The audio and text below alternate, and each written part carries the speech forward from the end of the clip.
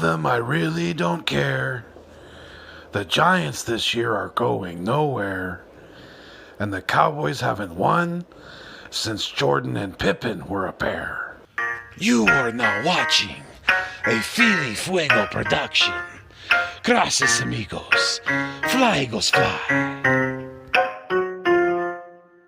Welcome to the Nest Out West, where Eagles fans are always the best. I will always ride or die for this team, and when I'm gone, please bury me in green.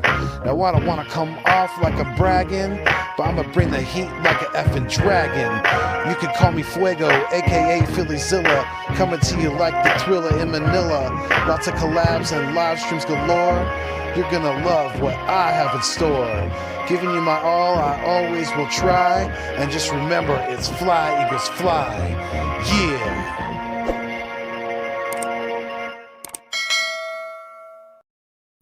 What is good? What is going on? And what is cracking? I am Philly Foothills, and I am back in the Nest Out West, where you can come to get shit off your chest. When we always say, fuck the rest when it comes to Philadelphia Eagles football. Fuck the other 31. We're always trying to get it done under the sun out here in California, holding it down for Eagles Nation. What's going on, AK Eagles? How you doing, my dude? Hey, Eagles podcast holding it down out there in Philly. What's going on? How's it going, my guy? Yes, it's AK Eagles, the Eagles Uncensored podcast. I may fuss and cuss, but you can count on me and my content like the fucking city bus. Hey, and if you like the Wagyu, subscribe too. You know what it is. How's it going, my guy? Very good, my dude. Very good. Glad to see you. Definitely. It's it's Wednesday, and hey, yeah, I don't know if you heard. Well, I told you pre-show, but Cowboys, man, they're in some trouble. They are in some trouble.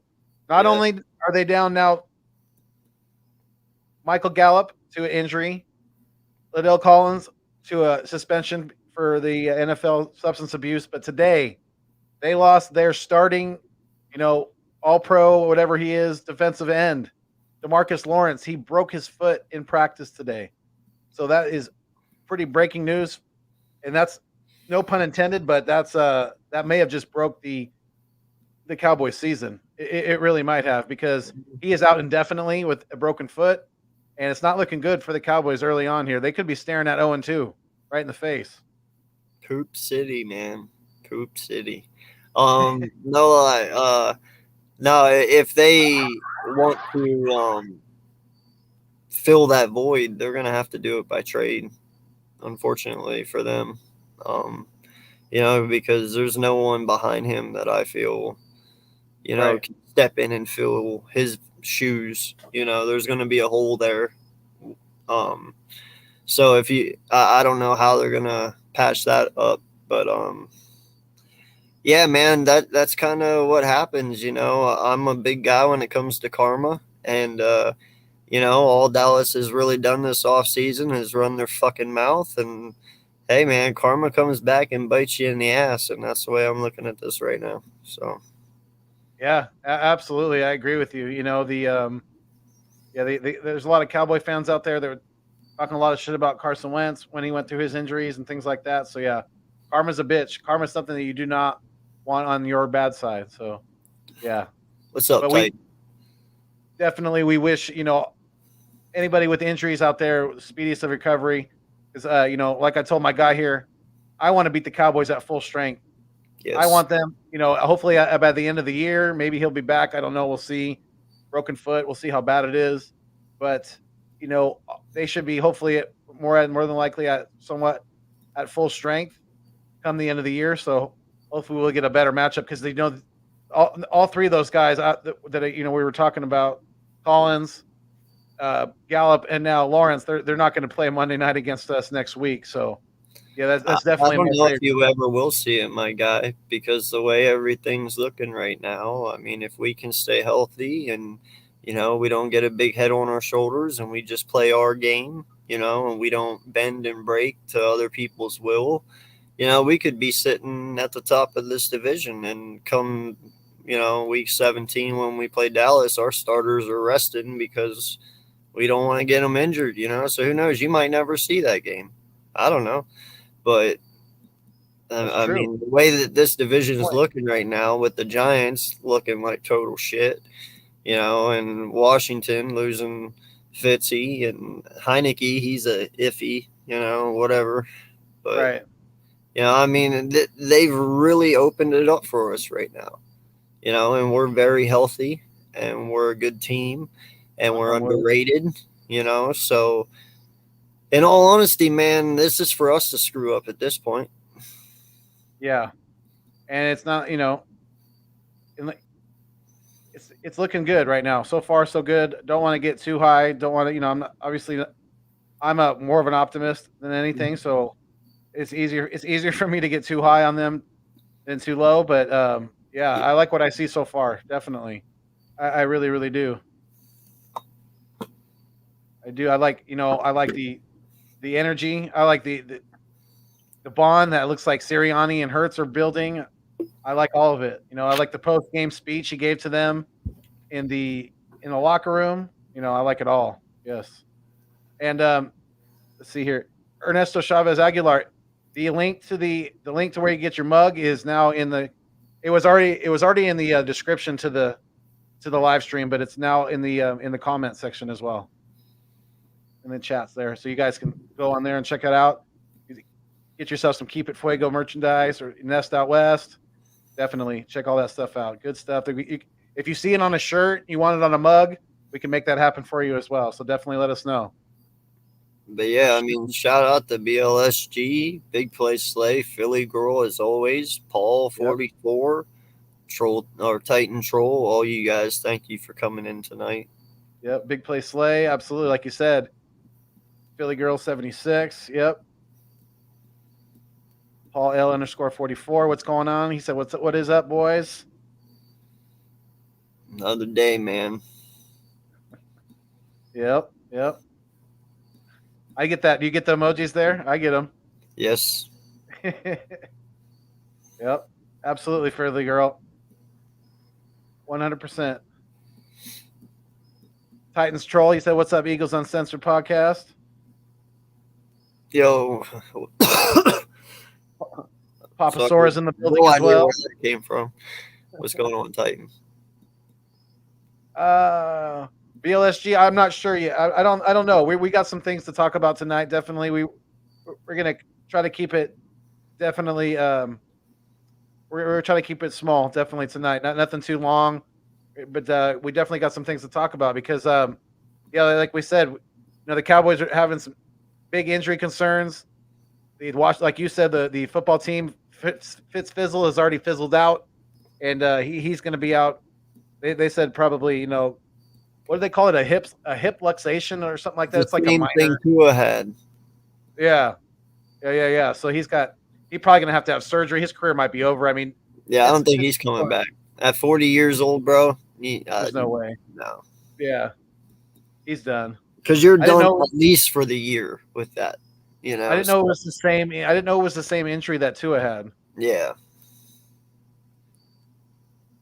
Yes, Philly Girl 76. Yeah, shout out to the missus. She's been working really hard on the shirts and the mugs, things like that. She's even got her own shirts that she's designing. That I've helped her on some of the phrases on things like that. Some of the funny stuff. I'm good at that. But she's been doing all the printing of the mugs and the T-shirts and things like that. So yeah, you guys definitely go check that out at kshaddesigns.com.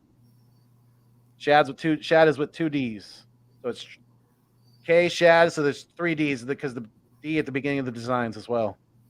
What's going on, Jinx Wolf? How you doing? Appreciate you being here. Yes, sir, Jinx. Jock Talk. What's going on, Jock? We appreciate you, my dude. Thank you for being here as well. Oh, you guys, thank you so much. It's like I always say, you guys are the food and the water to the channel. Without you, it does not continue to survive. So thank you guys so much for being here. Very much so. He's you're Wagyu. Absolutely right. Big Play Slay. Yes, sir. Wagyu. Yep. Jock Talk said, "Hey Wagyu, how are you?" I'm doing good, man. Yeah, chilling. We are chilling, definitely. And recently too, the Eagles had news that Fletcher Cox restructured his contract, right? Yes, that puts us up to about 30 million in cap space right now. That's good. That's a good space to be in, definitely. So, what do you think? Do you think we're going to be? You think we're doing that to make a move, or you think we're just doing that to clear up some cap? Maybe Man, we had resign. this Maybe discussion to last extend. night. Maybe to extend. Are we going to extend Ertz? I mean, not Ertz, but Goddard. You think that's in the mix? You think that's in the works? What do you think? What does your gut tell you, AK? I'm gonna go with this. This is something me and Vic have put on the table, and I stick by it because we both agreed on it. I believe Goddard's getting franchise tagged at the end of the year. You Okay. know, I've heard and people I saying that believe too. they're Yeah. going to do that and they're going to go to him and not lie to him and just be honest with them and straight up say, hey, we'll get you here at the beginning of next season. We'll get a contract worked out, but right now we're just going to franchise tag you to keep you. You Yeah. know, and as long as you're honest with them and you let them know outright what you plan on doing and you don't lie to them, I don't see it being an issue. It's a way to save some money, so I mean, in the end, I believe that's the best way to do it.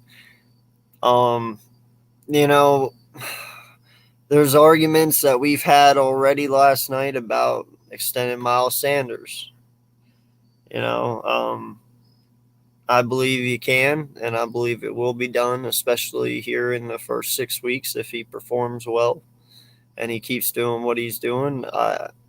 I do expect him to be re-signed. You got Barnett, you got Sweat. They're coming up. Trying to think here. Uh, who else? Slay's on probably on his final year. You know, Right. um, you got a bunch of 1 years like Harris and Wilson. So Is it maybe my they. is it Miles Sanders coming due Yeah, for a this is possible Miles extension? Sanders' year. Yeah, that's why I Right. said I think in the first 6 weeks here he's going to be extended because, and I get it. You can always get new halfbacks, but it's like we argued. One, he's still young, and two, he doesn't have the miles on him like every other halfback does. He lived behind Saquon's shadow all these years, so he didn't get that many carries, especially at Penn State. Like he had 1 year of 1,200 yards. Yeah. So uh, his legs are fairly fresh, so you can still use them, and the longevity of them, you know, it'll be a lot more than what Saquon's will because he hasn't been used much. And two, you have Kenny Gainwell now being your little scat back, so he doesn't have to go out and catch all the balls now either. Right. Right. And take those possible hits on like Yeah, the screen passes that get blown up, like the one to Gainwell that got blown up against Atlanta that I remember clearly in my yeah. memory. It was like on a third down, and yeah, it just did not work. Yeah, No, we I know can. there's rumors out there about Michael Thomas supposedly. I I've don't know heard what that. they're going to I've do heard. with this 30 I've mil, been man. hearing. I've been hearing that. I've also been hearing Julio Jones now because Julio's supposedly having issues with the coaching staff in Tennessee. So Yeah, I've been I hearing don't know. about Well, Julio. I'm just going to keep my mouth shut on that because I mean, 30 mil. That who knows? I mean, you could even think like, is there any linebackers out there that are on the trade block? Is there any corners out there that are yet on the trade block? I mean, what are we looking at here? I haven't looked in depth to it, so I mean, there's so many things you could do, but for sure.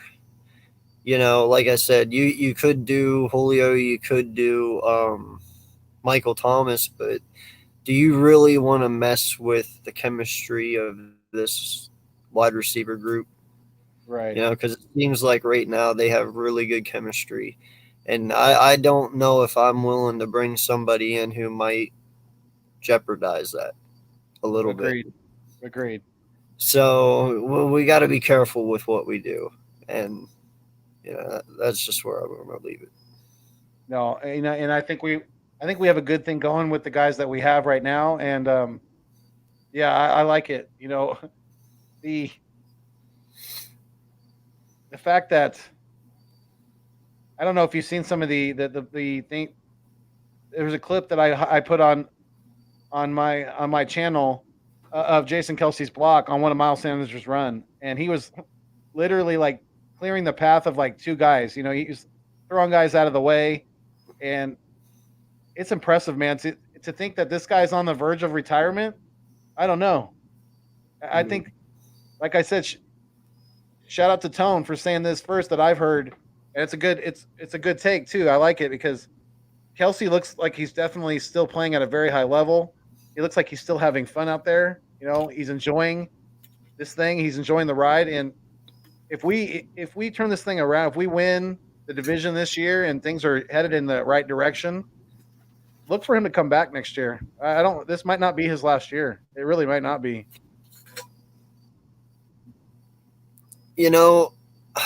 I agree with you. I believe it's a right thing by him to do, which is take it 1 year at a time. At his age, at his position, and how he feels, I believe it kind of goes hand in hand. Take it 1 year at a time. If you feel good at the end of this year and you feel you can do another year, come back. And then during that year, if you see your play drop off and you feel that's the end of it, then retire. But year by year is great because then you're not holding back the team per se because you're still performing, and two, you always have that opportunity to walk away at the end as well. To where if we sign you for 3, you know what I mean, and then you only end up playing like a year and a half or whatever, like it's just smart for him and us. Right. I agree with you definitely. It's like you said, it is smart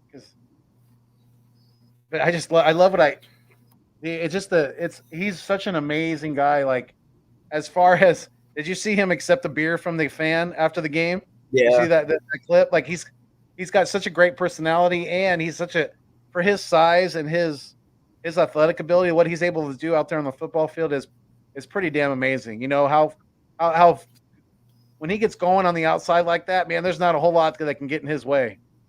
There really isn't out there. You better watch out because he's gonna hurt you. No, I remember whenever you said about that blocking for Miles on that one run. Yeah. I know what you're talking about because when you look at him, I believe it was like 2 or 3 guys he blocked on that run. Yeah, and I mean, he was just running full bore down the middle of the field, just literally headbutting these dudes off to the side, like boom, boom, boom, and they were flying backwards. And it's like, that is not a man that's close to retirement. So I understand what you mean. Like, he does definitely have a lot of football left. But, like I said, year to year is okay by me.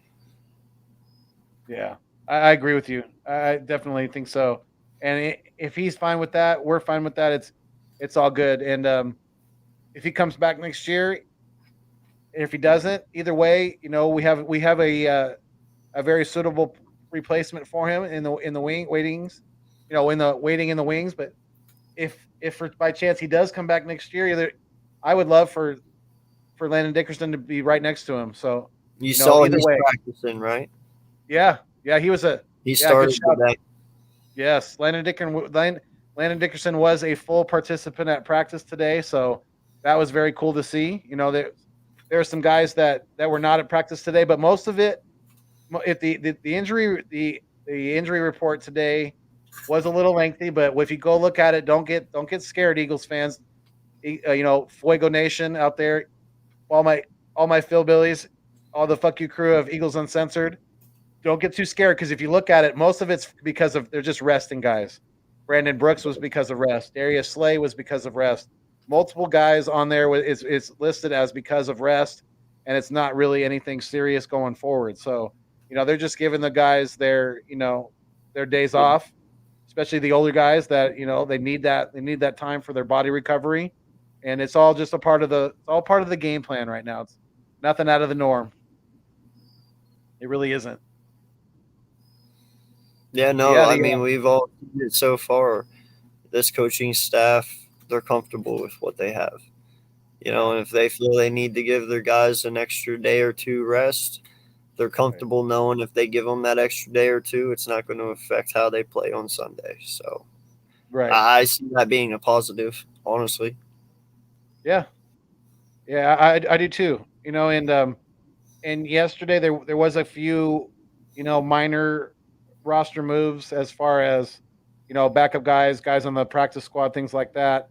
The Eagles did place tackle LaRaven Clark on the practice squad, injured reserve, and signed center Harry Kreider to the practice squad. The team also protected the following practice squad players, and that would be guard/tackle Coyote Iwasaka, and then cornerback Craig James, safety Elijah Riley, and defensive tackle Marvin Wilson. So, and then the day before, they also released, or they subsequently waived defensive tackle T.Y. McGill from the COVID-19 reserve list. So T.Y. is no longer on the team. But the other, so that's the more recent roster moves as of late. Because the only one before that was the huge roster signing of Jordan Mailata, and I got to make a shirt.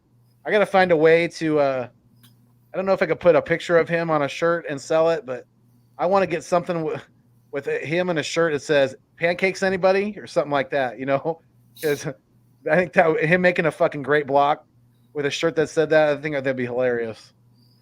Dude, I'm telling you, his nickname should be Pac-Man. He looked like he just ate that guy whenever he blocked him. It was like, right? Yeah, he leveled up for sure. Yes, definitely. Yeah, 100%. Because he devoured that. He was, I heard he's wanted for attempted murder in Georgia right now. So you better be careful when he goes back to that state. Definitely. I love how Nick put it the next day on Monday. He was like, "Yeah, I'm pretty sure he woke up hurting this morning." I started laughing. I was like, "That's pretty good." Awesome. Hey, Ernesto, I appreciate it. He said, "Ordered my mug." Hey, I appreciate you, my guy. Thank you so much. We will definitely get that to you as soon as we can. Appreciate you supporting the channel and purchasing some merch. Definitely shout out to Ernesto Chavez Aguilar for doing that. Definitely big shout out to you, my guy. Thank you so much. And you're the as far as like purchases, you're the merch purchases, I should say. You're the actually second one that's purchased something from the merch stuff. So thank you for that. Appreciate it. Definitely. And yes, Billy Girl 76, you guys, please, whichever channel you're on, whether you're on my channel, The Nest Out West, or you're on Eagles Uncensored podcast with AK Eagles, make sure you guys hit the thumbs up on both channels at some point. So hop over to the other channel, hit the thumbs up, and yes, continue to enjoy the content. Thank you guys so much for being here. Definitely. Yes, thank you. Yeah, well, I can't wait to see y'all lose to the Chargers, because you guys just lost your defensive end today. So good luck beating the Chargers there, boys for life. And hey, I would love for you to explain to me how the hell we lost. How the hell not lost, but struggled to the Atlanta Falcons, because you're smoking crack, homeboy. Smoking some straight crazy cracky. You beat a team on the road 32-6 in a place where you haven't won since 2009, but yet you struggled. The other team only scored 2 field goals in the first quarter, and the rest of the game you held them to 0 points, but yet you struggled. Okay, yeah. All right. I can't wait to see Justin Herbert chew you up and spit you out. It's going to be so much fun. Me too, because he's gonna light that defense up. I can't wait, because I got Justin Herbert on at least one of my fantasy teams, if not 2 of them. But yeah. I can't wait to see him light up the Cowboys this weekend. Put you guys to 0-2. That way we can put you guys in the basement of the division and out and dire, desperate straits at 0-3 on Monday Night Football in front of the whole country for you, whole country to see. You guys get embarrassed. Keenan Allen, Mike Williams, Austin Eckler. Really? Should I keep going? What isn't Cook there too? I believe. Yes.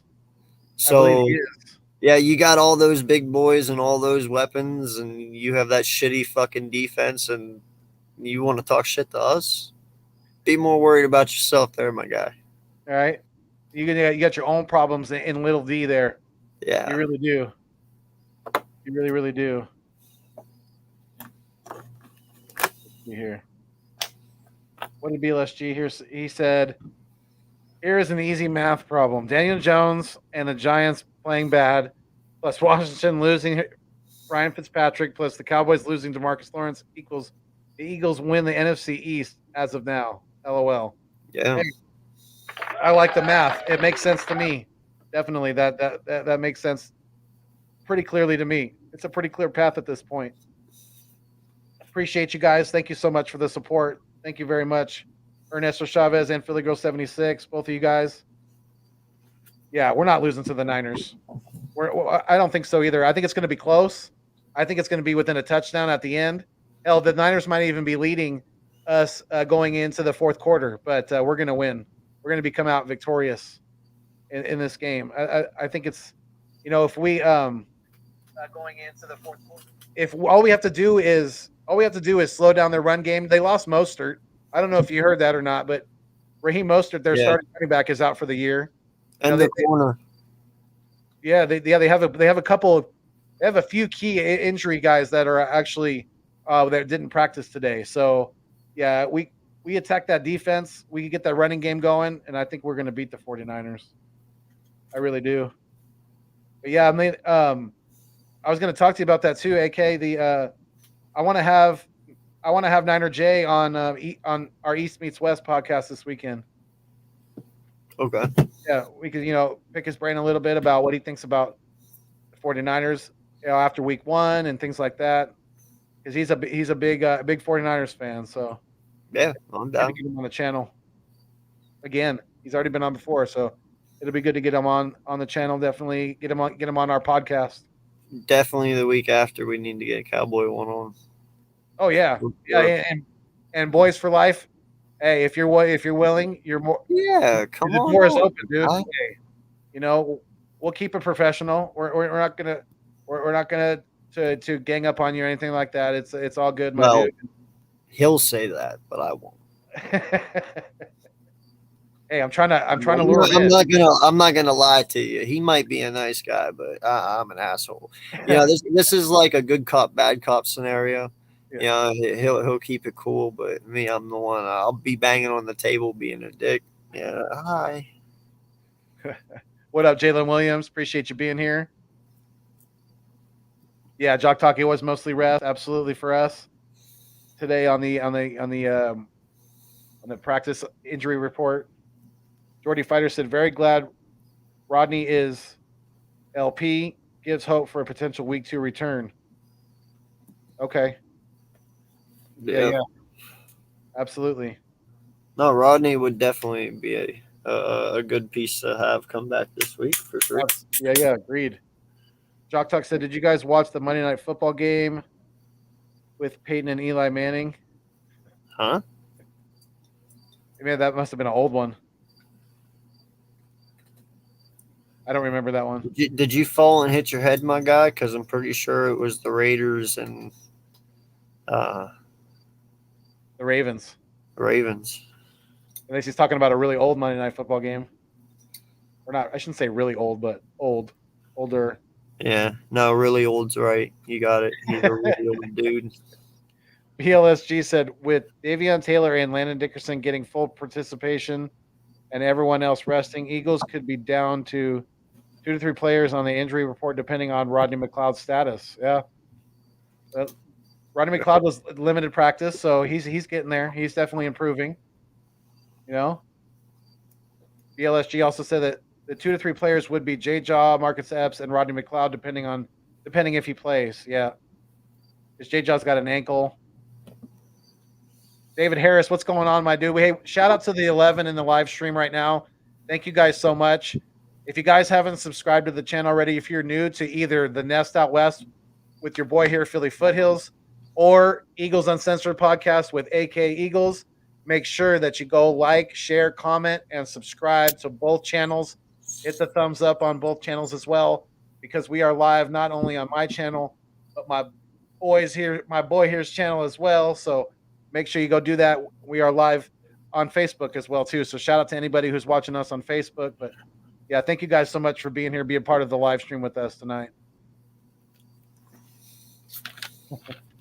Really goes. She said ninja mode. I think she was talking about you going off camera.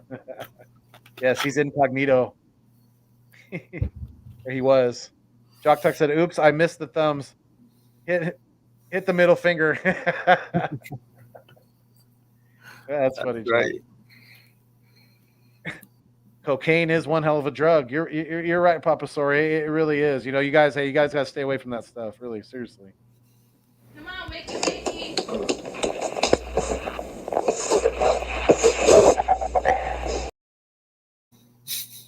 Make you act like this. Time ago, you fucking little monkey, not to fuck me. Hey, who the fuck you think you talking to, huh? You wanna fuck with? Who the fuck you think you're at, you fucking dumb boy? Do you wanna go to war? Come on, do you wanna go to war? We'll take you to war, okay? That's my message to Boys for Life, right there. You want to go to war? We'll take you to war, okay? Oh my goodness. Oh. Where was I at? I lost my place. Ding, da, ding, da, ding. It's the one after Papa. Yeah.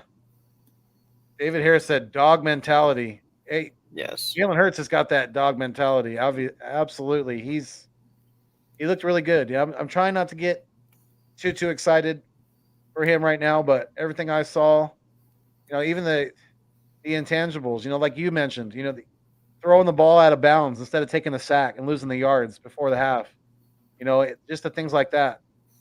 It's just smarts that you can't. Pocket presence. Exactly. Poise. This kid's showing already very, very good team leadership, things like that. He's strong mental strength as well. Like I've been saying, it was freaking awesome, dude. That he throws a touchdown to Gainwell, and then they call it back because Lane Johnson was illegally downfield. On the very next play, he comes back and drops a dime into Goddard, and only in a small window. There's not a lot of young quarterbacks out there, quarterbacks period, that can eat that quickly delete the play before, because that gets frustrating. When you score a touchdown and the referee that you get a call back because of a penalty, that can get frustrating. That can get irritating. And some guys can't deal with that, especially young guys. And he just, like you said, just the poise, the mental fortitude that he's showing is just awesome, man. Well, I think he understands that you're never out. I mean, even though, they stop you one down, you come down out the next play, and he did what he did, and it's a touchdown. Well, he never thought for 1 minute he was out of it. Right. And that's the thing, when you sit there and they stop you and that gets into your head, that comes over and over, and then you feel like you can't do it, where he is complete opposite. Like, even if he gets stopped, he knows he can, and he'll figure out a way to do it. And that's what I love about him. Yeah, I agree. Definitely. Let's see here. That's what I love about him. Yeah, I agree. I mean that. So Philly girl, let me see. Are you? She said, "I can't drop your links here without a wrench. Can you turn me blue? Are you a moderator? Are you looking for both channels? Because I thought you were already one for me. Maybe not. No, Maybe she's one for me.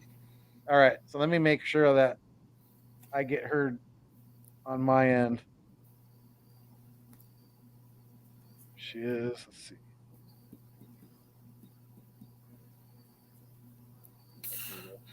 Yeah, I saw that, Richie. That's All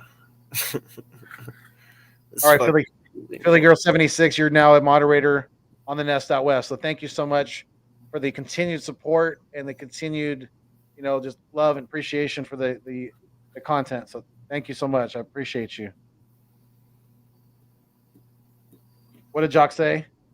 No, I was reading Richie's thing. Oh, Yeah, no, I heard about that today, man, and about the death threats and stuff on them. yeah, that's crazy. That's, dude.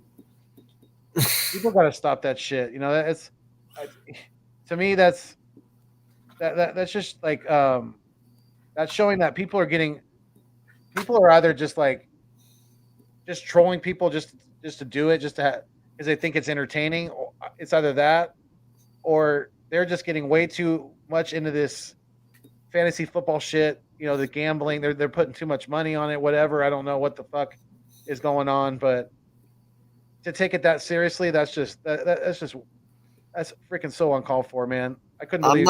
I'm not laughing to be disrespectful. I'm laughing because it's literally like we have to talk about this. Right. You know what I mean? Like, is this literally what the world has come to now? Yeah. Sad. Like, this has to be a subject. Like, we should all know better. There's nothing that ever makes anyone deserve a letter like that. And like this man can control that he tore his ACL, really. Right. It's just a shitty thing that happens, and it's a shitty injury. And I guarantee you, if you asked him if he could be out there this Sunday, he'd be like, "Fuck yeah, I wish I could." So you're gonna hate a man that wishes he could, but his body wouldn't allow him. Like, it just makes no sense, and it's the dumbest shit I've ever heard. And it's like, why is this even a thing? It's dumb. Yeah. No, I agree. We shouldn't even have to be talking about this shit. You're exactly right. No. You're exactly right. Oh yeah, Peyton and Eli were announcing the game. Yeah. I was watching it on and off. I think I was on a live stream when Monday Night Football was on, so I wasn't fully paying attention. But yeah, he's right. They were broadcasting. They were doing the game.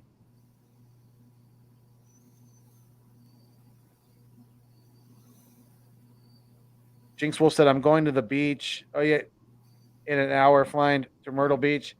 Because Jinx Wolf's not going to be able to watch the game this weekend. That sucks. Sorry to hear that. Hopefully, maybe you can get it on your phone and you can get some cell reception out there at the beach. Maybe Myrtle Beach. That's a safe flight. Yeah, definitely. Isn't that's near Monterey? Isn't it not? California, I believe it is. Let us know. Let me know, Jinx Wolf. Let's see here. David Harris said Hertz is a leader and Wentz is not. Glad he is gone. Thank God. Hell yeah, man. Definitely. I agree. 100%. We're looking really good on that deal right now. Definitely. Man, he had a rough first week, didn't he? Yeah, he sure did. Found himself on his back 4 times.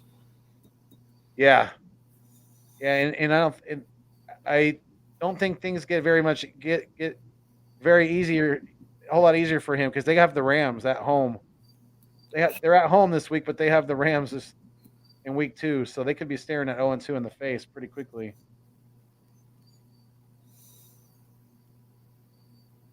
David Harris said Sunday Hurts showed me that the haters what he is made of. Hell yeah, he did. Yes. Yeah. Shame on those people who are sending those nasty, terrible messages to Raheem Mostert. They'll get theirs. Karma's a motherfucker. It'll definitely come back to them some way, somehow. They're obviously not going to get caught for it because people can hack shit. They can make up phony accounts these days. They can do all kinds of stupid shit with these social media, but and they can't be held accountable for it. It is what it is. But the CIA and stuff have some pretty strong and smart motherfuckers themselves too. So, and they don't take death threats very likely. right? Hey, shout out to Birdman_951 for being number 9 on the like button. He said, Thank "Was good, was goody, Was goody. was goody, my guy." Appreciate you. I was on his channel earlier, West Coast Wednesdays. So if you haven't checked that out, make sure you guys go check that out because we were, doing some Eagles talk earlier today as well. And we had on Louis, West Coast Louis. He's a big Eagles fan out here in California. So yeah, go check that out because that was pretty good. It was nice to talk to that gentleman. Philly Girl _76. She said, "You're more than welcome. Love you guys. Appreciate you. Thank you so much."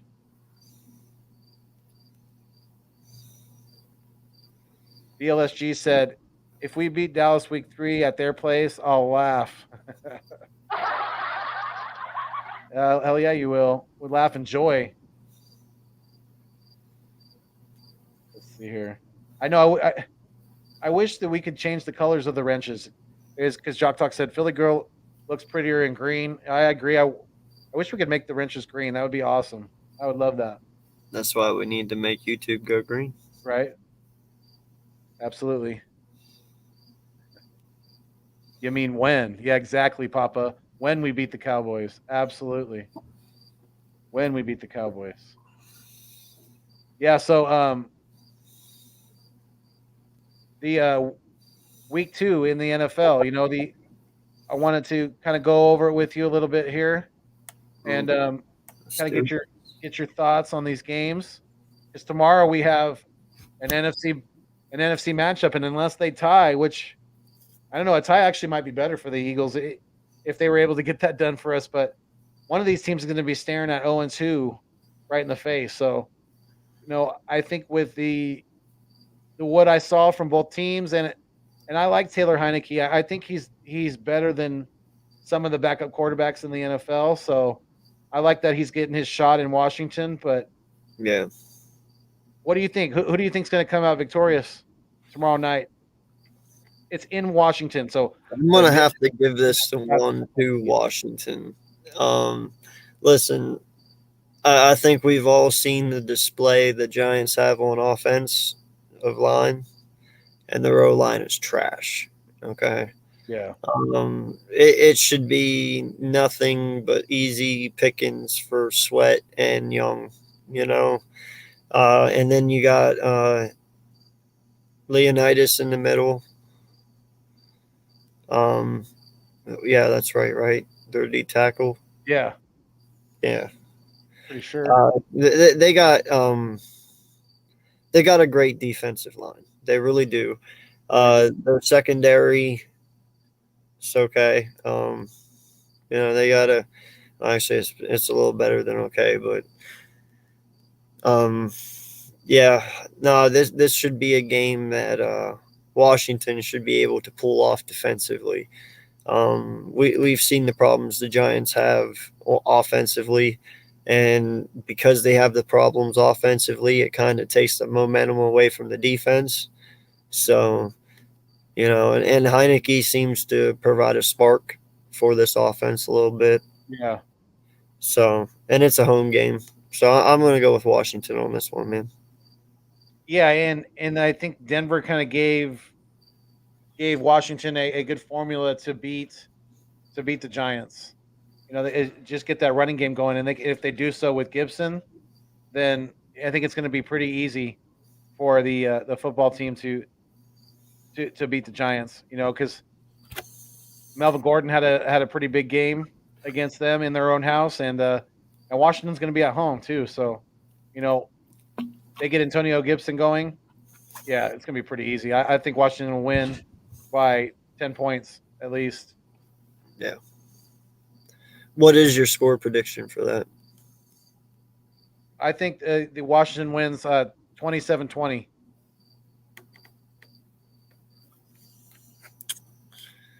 I will say 24-17 Washington.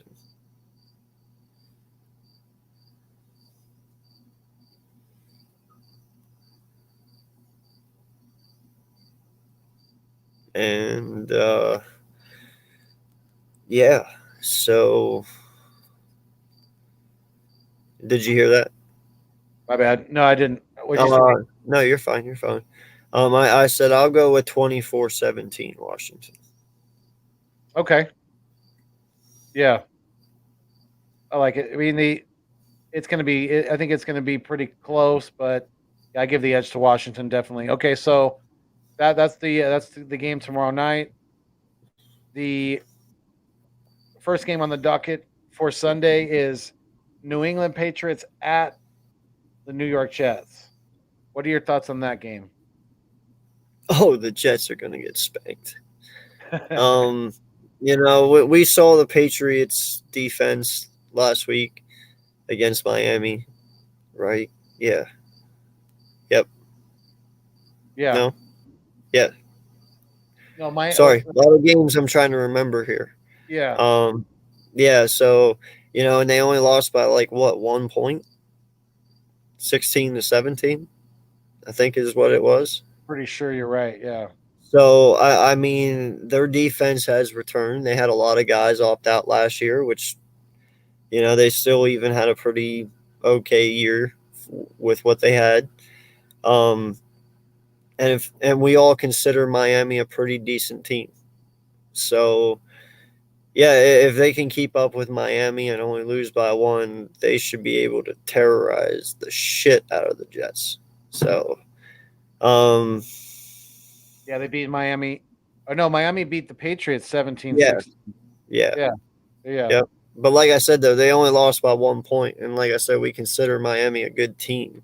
So that just shows they're pretty decent themselves, Yeah.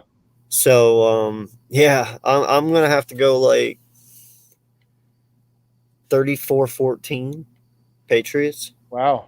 Okay. Because I mean, Damian Harris, they got to stop him, and they probably have no run defense whatsoever. I think they're 27th this year so far from week 1. Yeah. And I'm going off of fantasy, So if they're 27th against the run, I mean, Damian should have a pretty good game, and Patriots are going to control the clock. Yeah, I see what you're saying. Definitely. Yeah, so I'm going to go. I'm with you. I think the Patriots are going to bounce back, go to 1-1, put the Jets to 0-2.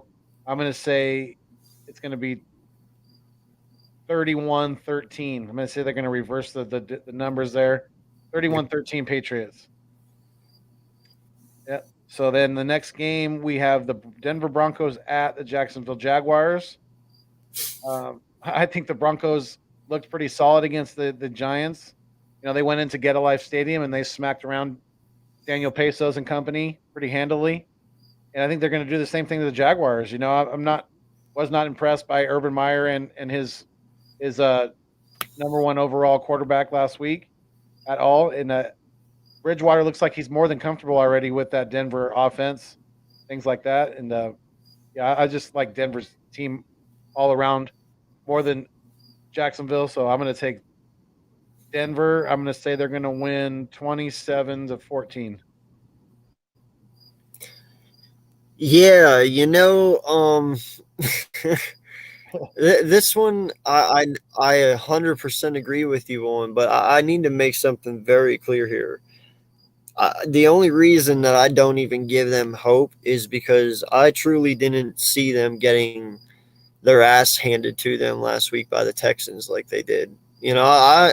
And trust me, Coach will tell you, I'm a strong believer in Houston because they got Lovie Smith. I love Lovie Smith. He's a great coach, defensive coach, But I did not know they would go in and fuck up the Jags like that. That was impressive. It truly was. You know what I mean? So, and I don't even put Houston on Denver's level. So, yeah, this could get very ugly very fast. I'm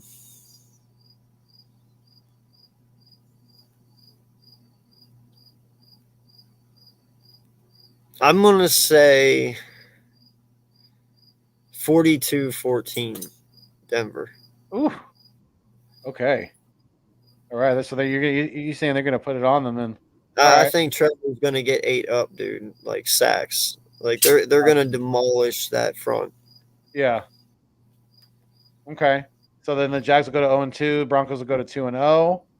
Yeah, I mean Yeah. the AFC West might be a lot more competitive than the people thought this year. Definitely, the Broncos. Yeah. They start out 2-0. They're going to get some steam going. They're going to, they got a good balance on offense.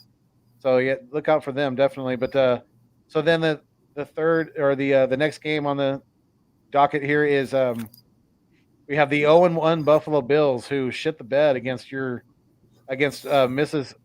AK Eagles of Steelers and against the Miami Dolphins. It's in Miami.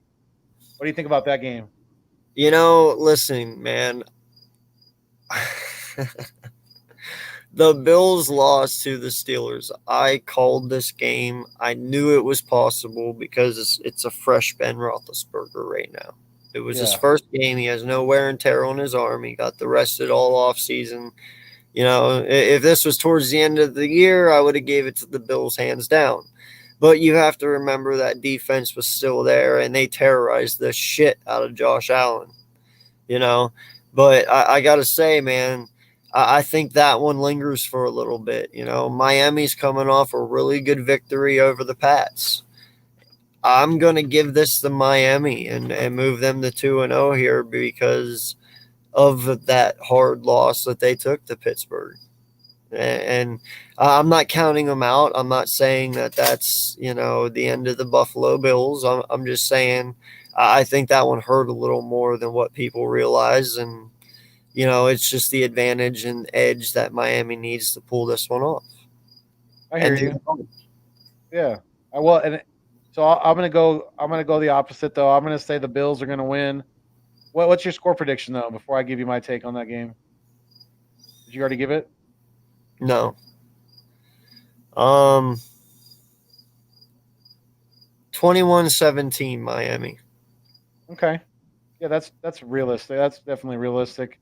But I think the quarterback definitely obviously the Bills have the better quarterback right now. I think he bounces back in a big way. I don't think Sean McDermott is going to let that team go to 0-2. I think the Bills also have the upper hand when it comes to coaching. And that's no disrespect to the Dolphins head coach. I just think McDermott is further along with his team. He's more comfortable in situations like this. And like I said, I think he's going to do everything he can to not let his team go to 0-2. So I'm going to take the Bills, but it's going to be close. It's going to be like 20. I'm going to say 27-23. It's going to be close. I like it. Yeah. Just the Dolphins, they're just going to edge them out. It's going to come down to the last possession pretty much. So then the next one is our Eagles home against the 1-0 San Francisco 49ers, who, were able to beat the Lions pretty easily. They had a little bit of a scare at the end, and the Lions almost made a little bit of a run. But what do you think about this game? What are your feelings about San Francisco coming into the link where the fans are going to be back in that stadium for the first time in over a year? Listen, man, I'm giving us this W. All right. And this is why. We've all seen that Nick is a cerebral assassin when it comes to play calling. Okay. And I promise you, he went back and he looked at that Detroit game last week and he looked at what Detroit did in the fourth quarter that brought them back into that game. And he has studied it over and over and over. And that's what worked against San Francisco. And I promise you, he's going to feed off of that, and he's going to figure out a way to make it work. Until he gives me a reason to doubt him, dude, our coaches, they have proven that they're adaptable during game time, and that's what wins football games, when you can adapt and when your players can adapt. That is what truly makes a football team shine. And that's what shows, the ones who are elite to the ones who aren't. You know, when your team can adapt to anything and beat anyone by any scheme at any time, at any given time, at any necessary time, you know, it just is what it is. And yeah, I feel somehow, some way, Nick and them are going to figure out how to stop San Francisco while being able to score on them. So, Yeah. And the Niners have, the Niners have some guys that are nicked up too. There's some pretty big names on the defense that did not practice today. Defensive end Eric Armstead, he has an adductor injury. Linebacker Drew Greenlaw, or Dre Greenlaw, I should say, he has a groin. Defensive tackle Javon Kinlaw, he's got a knee, and cornerback Emmanuel Mosley has a knee as well. So those are some pretty big names on their defense. D Ford is also limited with an ankle, as well as linebacker Marcel Harris with an oblique. yeah. So they have some injuries on the defensive side of the ball that we definitely need to expose. I agree. I think we need to give Miles, give Kenny Gainwell, get Boston Scott more involved in the game this week. Definitely, we need to get this run game going, whether it's short passes, whether it's the traditional run, run the ball, get it, stick the ball in Miles's gut and let him do his thing. We need to get that going definitely to take some pressure off of Jalen and open up that passing game, especially in the middle of the field. The big thing I want to see, my guy, is I want to see Mailata handle Boza. That is what I want to see. If you can shut down Boza, bro, you know what I'm saying? Yeah, he's the one person that you have to focus on that side of the ball. And then on the offensive side of the ball, if we can limit, because you're not going to shut him down. He's going to get his touches. We have to limit the amount of yak yardage that we give to George Kittle. We got to be able to not let him get in too much open space, because when that dude gets a head of steam ahead of him, he's a lot like Gronkowski. He's fucking almost impossible to tackle damn near. I mean, it takes 2 or 3 guys to bring him to the ground more than likely, so just we got to limit. And don't break. Yeah, exactly. Bend, don't break. Have that same mentality, and I don't care if we leave. If another guy beats us, don't let George Kittle do it. We got to double team him, probably more than likely on a majority of the plays, and let somebody else beat us. You know what I'm saying? Well, what's your score prediction for this weekend for our Birds?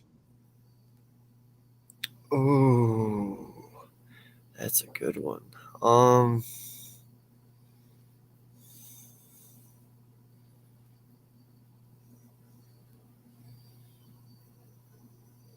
34-21 us.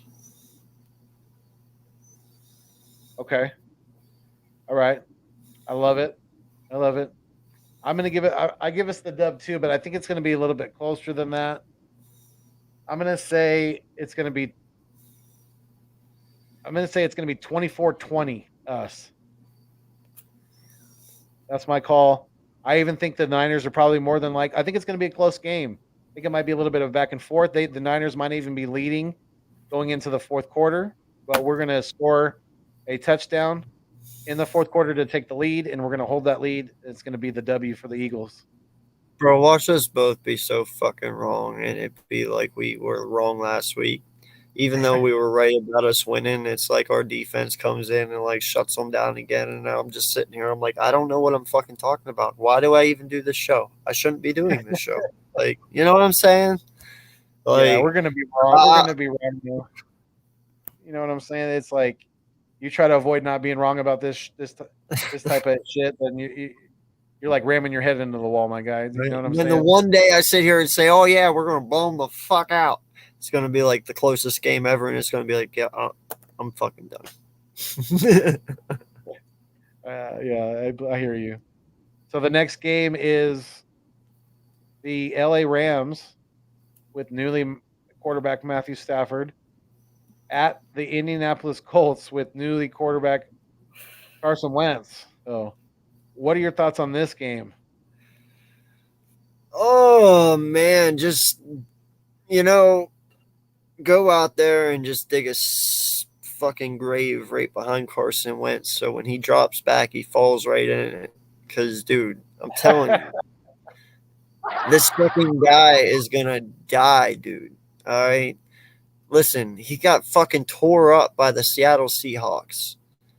And Seattle's defense isn't actually that fucking good. They're really not. Right. The Rams have one of the best defenses, if not the best defense, in the NFL. And you saw how shitty these guys were last week. Dude, Carson's going to fucking die. And Matthew Stafford is just going to tear apart this fucking defense. Like, I told you, LA did not screw up. Sean McVay knew what he wanted, and he went out and he got it. And, dude, they were amazing last weekend. They really were. Yeah, no, they were. They looked good. Colts are down, bro. Oh. Before you go on, I wanted to chime in on this comment by David Harris. Did you hear about that? Did you hear how there was literally sewage leaking on the fans at the stadium in Washington? There was like active sewage leaking on the fans in Washington. That's unbelievable. All right, we all know that their owner is like the biggest piece of shit on earth. Right, but he's just making it that much clearer now. Yeah, like, dude, no lie. This guy is a grubby money whore. Like, I'm not playing. Like, that's all this man is in for. You know, it's just the money. He does not give a shit about Washington. He does not give a shit about his fans. He does not give a shit about that team. I mean, Dan Snyder is fucking terrible, my guy. He doesn't give a shit so much that now it's literally pouring out of the stadium. Yeah, it's literally oozing out of the stadium now. It's backed up that much. I just, dude, there has to be like something they can do. The NFL, you know, isn't there a way you can veto somebody's seat and say you can't own them anymore? Like, I know you have to vote people. Like, for instance, whenever there's an owner, when the guy bought the Carolina Panthers, like last year or the year before, they had to vote him in. They all had to agree that they agreed that he could buy it. You know, all the owners got together and had to agree on it. Can't you all get together and agree to kick this motherfucker out of the NFL and put the team up for sale? Like, there's nothing you can do, seriously?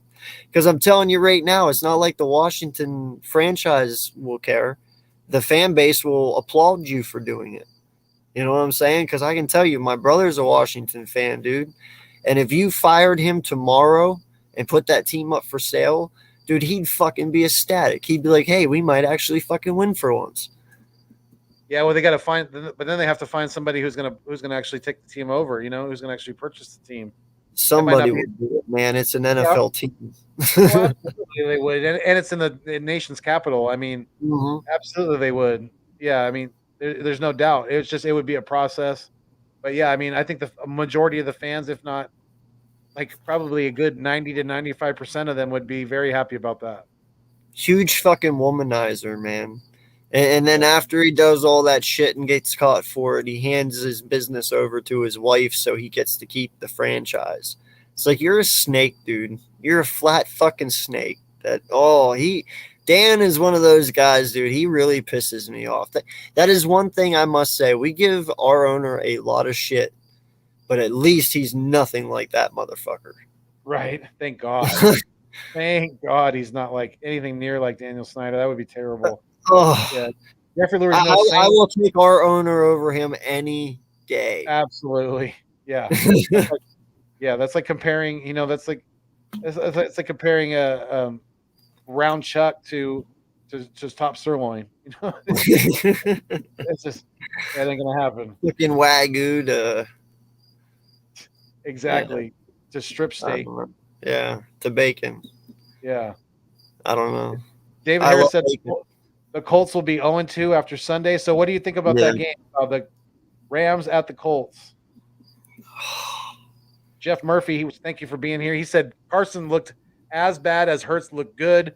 Glad he is gone, but he needs the last 13. I agree. I He will. agree. They're not going to bench him. Oh, bro, no, it's not Real that. bad. Did you see that one sack there at the end that he took? Dude wrapped him up by his ankles, and when he went down, dude, his head fucking smashed off the turf, and his head popped up. Yeah. I was like, God damn. I was like, and he stood up. I was like, how are you not concussed?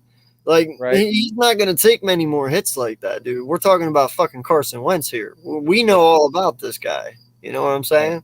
Right. And I'm telling you, dude, you know, it's really weird because I heard of Max Kellerman. Now, granted, I hate that fucking guy, but he's actually rubbing off on me all of a sudden because now he's a Wentz or a Hurts supporter.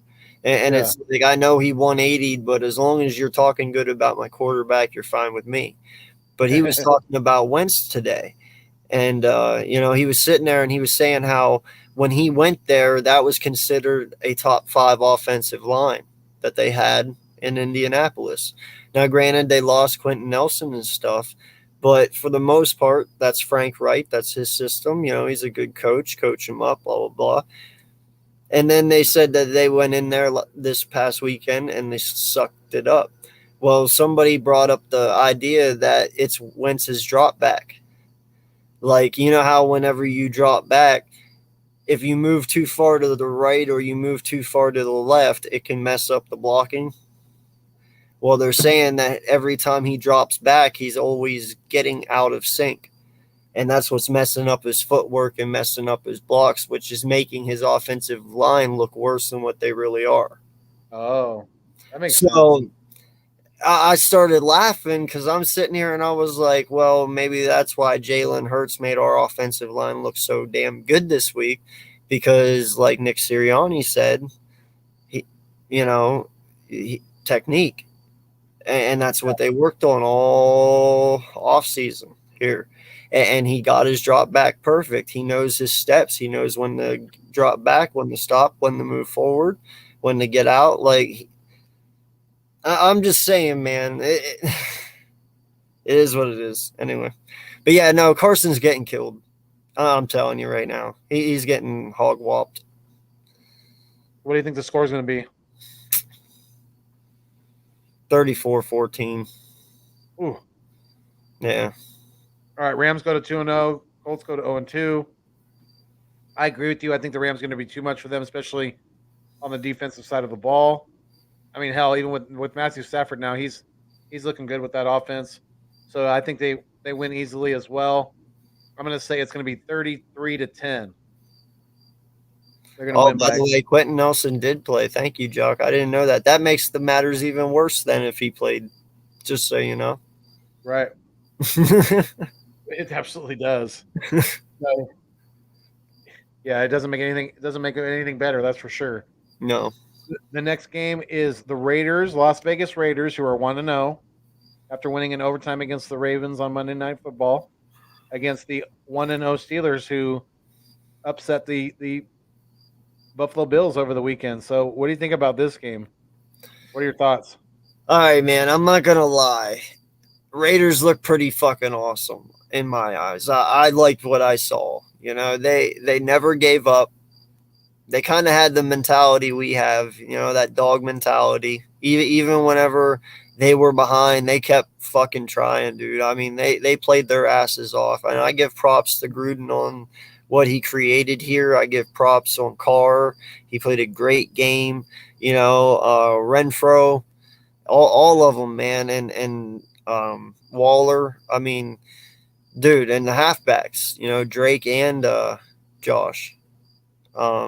You know, so wow, Drake and Josh. Get it? Drake and Josh, Nickelodeon. Yeah. Anyone? No? Okay. But yeah, no. Disney Channel. Yeah, I get it. Disney Channel. I get it. Yeah. Anyway, but dude, Pittsburgh's defense is fucking nasty. They really are. Speaking of Drake and Josh, you remember the old movie Turner and Hooch? Yes. Disney Plus brought that shit back on a TV show, and they have the kid that played Josh on Drake and Josh as the main character. It's terrible. It's absolutely terrible. They did disgrace to that sucks. movie That sucks. because that movie was great. They fucked it up. Yeah, that was a good movie. Pissed me off. I'm like, what is this shit? It's terrible. Oh, hey, did you see, by the way, Daniel Craig, he broke the fucking cycle. This is his fourth James Bond. No one's ever done 4, ever. Oh, really? He's the very first James Bond to ever do 4. Well, and I'm pretty sure I've heard that this is going to be his last one too. Is it good? Because he looks old as shit. I'm not playing, man. From what I've heard, and I think it looks like it's taking fruition. There is an African American female who is going to take over the James Bond role, and she's actually in this new movie with him. I think that's the girl that's going to. I've been hearing that there's going to be a woman, and I've heard it's a African American woman. So yeah. So does that mean we're going to start seeing man sluts in Bond? You know what I'm saying? Like, is the roles reversed now? Like, the guys get to be the whores for once? John Cena on line 1. John Cena. Yeah, right. Like she's sitting there playing poker, and he walks up. Hey, baby. Right. He's got some little cleavage showing. You know. Yo, that's gonna be awesome. I can't wait to see that shit. Right. Absolutely. All right. Anyway, back to business. Yeah, but all in all, man, I cannot say. I mean, the Steelers still have Juju. They still have Claypool. They still have Washington. They still have Johnson, I believe, is what the other one is. You know, Najee Harris is there, and he's. I don't know yet. You know, I think he had a good first game. I'm not sure what happened though. I didn't honestly watch it because they played while the Eagles did. So, but yeah, I'm going Pittsburgh with this. I will give the Raiders a close one here. I'm going to say it is 28-24 Pittsburgh. Okay. Yeah, the Raiders have to go cross country. That may play into factor, you know. So, and I think the Steelers have the better coaching and the better quarterback. That usually plays into a pretty good factor. The defenses are pretty equal, I think. I'm going to give the win to the Steelers just because they're at home as well. I think it's going to be close, like you said. I think it's going to be probably like 20. I'm going to say 28-21 Steelers. So the Steelers go to 2-0. Raiders are going to go to 1-1. Next game we have on the docket is the 1-0 Cincinnati Bengals at the 0-1 Chicago Bears. I think the Bengals are going to win this game pretty easily. I think Joe Burrow and company will put up some points in this one. I see them winning 31-20. Yeah, I'm going to have to agree with you because my fantasy players are on the Bengals. Listen, man, I watched the Bears highlights last weekend, and their defense looked like fucking shit. I'm not playing. They looked terrible. I don't know what the hell Nagy's doing over there. Something's got to change soon or his ass is gone. We all talked about this already. You know, he's on the hot seat, and that was not a good start. Not a good start. So, yeah, Bengals, they seem to have a little bit more together. And, I'm going to go Bengals here, man. You didn't give your score yet, did you? Yeah, I did. I said 28-21. 28-21? Yeah.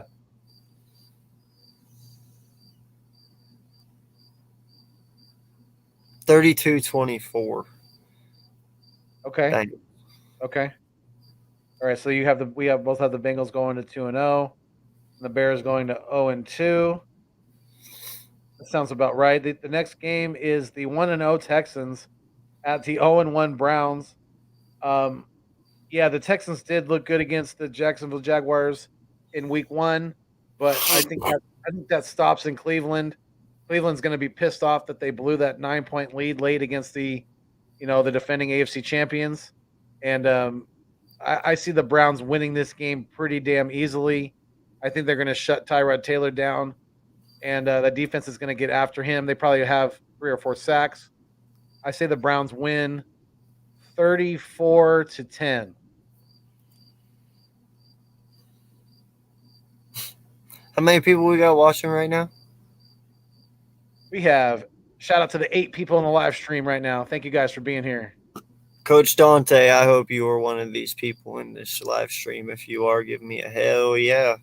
Listen, man, I'm going to ride until I die with my Texans here, okay? I'm telling you right now, Lovie Smith is fucking for real, okay? He is.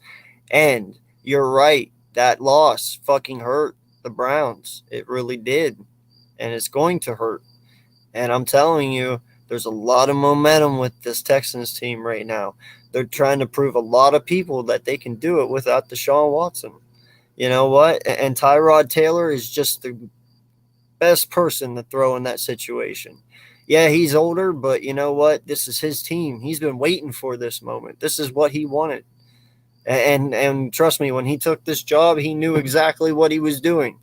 And he knew how rough it was going to be. But they have 3 halfbacks that they used, and all 3 scored last week. You know, they do have some decent wide receivers that can play with Tyrod Taylor. Do not count this team out. I'm telling you, I give this one to the Texans, and I will say it's 24-21. Okay. Houston. Wow. All right. We'll see if that comes true, man. If you're right, I was definitely right give you- last week. Let's see if I'm right this week. Come definitely on. give you props. Definitely give you props for being right on that one for sure, because that's definitely a hot take. I don't see the Texans going into Cleveland and winning, but hey, I know. I'll definitely give you respect if you are I'm right. going to believe. I'm still going to believe. Just one more week. I feel it. Okay. Keep Dante's dreams alive. Absolutely. I'm Shout out to riding Gus- with you, Dante. I really am, man. If you are in the chat, let us know. We got 9 people in the live stream right now, so thank you guys for being here. Definitely, and yeah. So the next game is the 1-0 New Orleans Saints, who just absolutely destroyed the Green Bay Packers. They're going to be at the Carolina Panthers, who are also 1-0 with a new quarterback Sam Darnold. So, what do you think about this game? I think this one might be pretty close. What do you think? All right, my guy. Listen, that was such a fucking fluke. I'm not lying, dude. 179 Right? yards with 5 fucking passing TDs. No, it wasn't even 150. It was like 149 yards. It Oh, wasn't 149? Yeah, whatever. Yeah, like that is such a fluke, Weird. dude. You played a Green Bay team that wasn't there mentally. That was probably the sloppiest fucking Green Bay game I've ever seen in my 33 years of ever watching them play. Like it was just downright terrible. Okay. I don't know exactly what the fuck Matt LaFleur is doing over there in Green Bay, but my guy, get it the fuck together, because that should have never happened. You let Jameis Winston fucking look like a god. You can't do that, okay? And I'm telling you right now, he's not going to look like a god against this Panthers defense. Yeah, they're not great, but they definitely aren't dysfunctional, okay? Green Bay's dysfunctional, and we just now witnessed that. They're in a huge spiral right now. Okay, the Panthers actually look pretty damn decent. They really did. And I'm going to tell you this, man. I don't think Jameis Winston's walking away with this one. I'm sorry, but bro, that shit was a fluke. You're going to see him come back to reality. He was the only one, post Super Bowl era, modern Super Bowl era to have that many touchdowns with that few of yards. So I definitely know what you mean when you say it's kind of fluky. And yeah, we'll definitely see. So what you think the Panthers are going to win? What do you think the score is going to be? What's your prediction? 28-14, Carolina. Okay. Okay. And I believe Christian McCaffrey is the only reason they get those 14, to be honest. Gotcha. Or not Christian McCaffrey. What the fuck am I talking about? You meant Sorry. Kamara. Oh, Kamara. No, one's going to be probably Thomas and one's going to be Kamara. Or wait, Thomas isn't even playing right now, is he? No, he's not. Nope. Yeah. No, I don't honestly know who, but yeah, dude, that was such a fluke. I don't want to. No. Panthers. Okay, so Panthers. I'm going to say the fluke is going to continue. I'm going to say Jameis Winston is going to continue this ride with Sean Payton guiding him. I think they go into Carolina, and I think they're going to stun the Panthers, and they're going to win. It's going to be a pretty close game. That it's going to come down to a last-minute field goal. They're going to beat the Panthers 24-21. Watch. You're killing me, bro. You're killing me. Hey, agree to disagree. You know, we'll see. It's fun to predict these games. Definitely, we'll see how close we are. We can if we forget what we picked, we could always look back on the replay and watch it. But yeah, so the next game is the 0-1 Vikings at the 1-0 Arizona Cardinals, who looked very, very dominant against the Tennessee Titans over the weekend. So, my prediction for this game, I think the Cardinals are going to handle the Vikings pretty easily. The Vikings don't usually travel very well, and I don't think they're going to travel very well either this game. I see the Kyler Murray and company winning 31-13. Yeah, I told you when they got AJ Green and JJ Watt that team was changing. Yeah. A lot of people were like, no, they still have the worst coach in the league. It's like, whatever. Here's the thing, man. When you got JJ Watt, you unleashed Chandler Jones. Right. Like you saw exactly what just happened. You can't double team him anymore. Right. Yeah, you can't double team him anymore because now you have JJ Watt. Okay? And now you have D-Hop and you have AJ Green. You can't double team D-Hop anymore because then you have Christian Kirk and AJ Green you got to worry about, and that's going to kill you. So, right. and then you have Connor and Edmonds in the backfield. Two completely different backs, one power, one elusive. Dude, this team is loaded offensively and defensively. And I'm telling you, Chandler Jones might fucking grab another 5. I don't know. I mean, he looked pretty damn good. Cousins is a statuesque quarterback, so it's yeah. Very, very possible. And by the way, thank you all for letting me get Arizona's defense today in fantasy. I appreciate y'all that so much. Yeah, no, I think they're going to get 3 to 5 sacks on them easy. This defense is not someone to play with, and this offense is definitely not something to play around with. I say they win. I'm going to agree with you. 31-13. It's if Vikings keep up, I'll be completely amazed. I will. Because think about it. Who did they just destroy? The Tennessee Titans. And what did me and you say 2 weeks ago about the Titans? Remind me. No, about the Titans, that they were winning that division, that they were the team to beat. They were going to be the dominant ones. Right. And they made the Titans look like shit. I'm not even playing. So I don't even know anymore, man. Because I wouldn't consider the Vikings as good as the Titans, would you? No, definitely not. Especially on the defensive side of the ball. I think Tennessee's better on the defensive side of the ball than Minnesota. They just didn't show it last week. They're better than that. They're way better than that, and they're going to be better than that down the long stretch of the season when it comes to the Titans. But yeah, so we both have Arizona beating the Vikings pretty handily. And then the next game is the Atlanta Falcons at the Tampa Bay Buccaneers. I don't give Atlanta any chance in this game, really. If we could beat them 32-6, what the hell's Tampa Bay going to do to them? I think they're actually going to put up a little bit more points than they did against us on Tampa Bay. I see them scoring 14, but I see Tampa Bay scoring 34. So I have Tampa Bay winning 34-14 over the Tampa Bay Buccaneers. I mean, over the Atlanta Falcons at home. Yeah, no, man.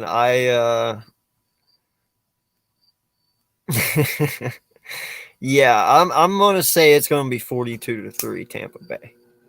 Yeah. Like 42-3? they should have no problem eating this team alive. Like Gotcha.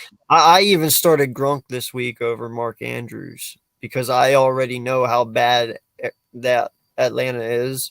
And Grunk and Brady should be able to just have a field day because if he can get 90 yards and 2 touchdowns and 29 fantasy points on Dallas, well, he should be able to get way fucking more than that to get on this team.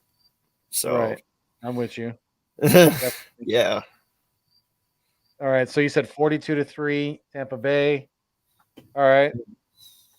So then the next game is the Tennessee Titans at the Seattle Seahawks. So, the shit doesn't get much easier for the Tennessee Titans. They might be looking at 0-2, given the fact that they're going to Seattle, where the 12th man hasn't been in that stadium for over a year or two. They're going to be chomping at the bit. That place is going to be rocking. And Russell Wilson at home is usually pretty hard to beat. So, can I ask you an honest question real fast? Yeah. A fantasy question. Would you sit Derrick Henry until proven otherwise at the moment with all the other halfbacks that I have? Now, I know that's a weird question. Yeah, I know. It's Derrick Henry. Why would you do that? Because they literally played like shit last week. Who else do you have? Who else do you have? Oh, man. Go ahead. We'll continue this at the end of our stream. Yeah. But, yeah, I'll get back to you on that. Gotcha. Okay. So I think that I don't see Seattle losing at home to Tennessee. I think Tennessee's going to go 0-2, and they might be in some trouble out the gate here. I think Russell Wilson and company is going to hold serve at home, and I see them winning it's going to be a pretty close battle. I say they win 27-24. Yeah, no, Richie, I was just thinking that myself, dude. Is Tyler Lockett more dangerous than DK Metcalf?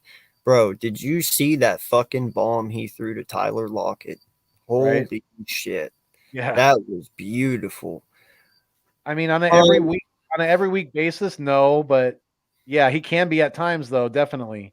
Tyler Lockett can definitely be more dangerous fantasy wise than DK at times. No, I didn't fall off the chair. My cats are fucking around and knock something over. Like, I think everybody, if you give them the chance to draft either one of those guys in their fantasy, they're going to pick DK over Tyler Lockett. Or 9 times out of 10, they just are just because DK is just a freak of nature. I mean, this guy's he's a beast. Yeah, absolute beast. All right, so what do you think? Do you think Tennessee wins? What do you think? God, I so badly want to believe it's going to be Tennessee because of Tannehill and Henry. I need them to be. Yeah. But like I said, they played really bad last weekend, man.